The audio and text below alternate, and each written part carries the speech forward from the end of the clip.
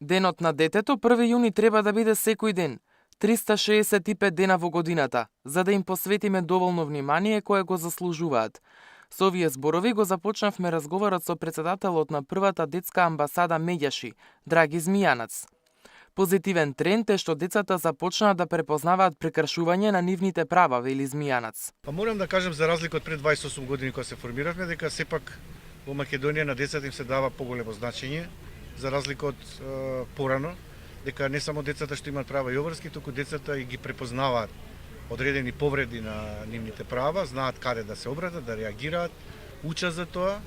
и се говори јавно за сите проблеми со кои се соочуваат децата и на тој начин можеме да очекуваме дека децата не се само во улога на општеството се даде улога да ги заштитува, туку како субјекти имаат право и да го изразат своето негодување. Имаше многу обиди кај што и средношколците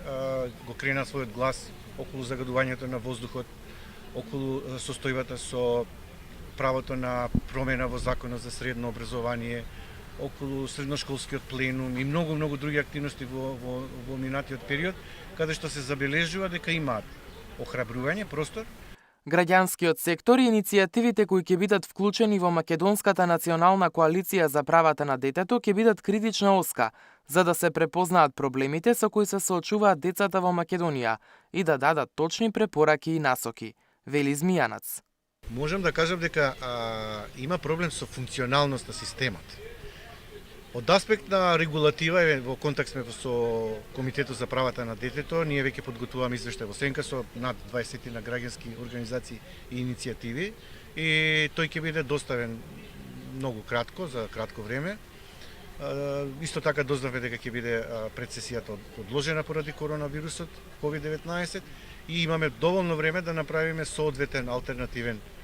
извештај кој можеби ќе биде поинаков од интегралниот иницијалниот извештај на државата, затоа што искуствено знаеме дека државата не сака да ги дефинира вистинските состојби или се обидува некогаш и да ги прикрие.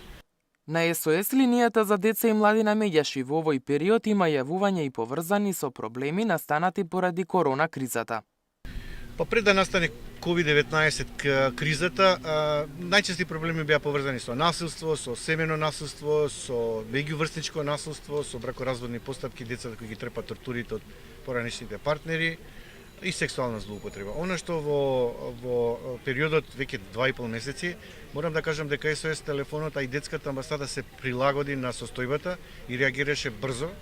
Во однос на врсничкото насилство, Змијанац потенцира дека потребно е прво да се препознае и ги охрабри сите кои се соочуваат со ваков проблем навреме да пријават.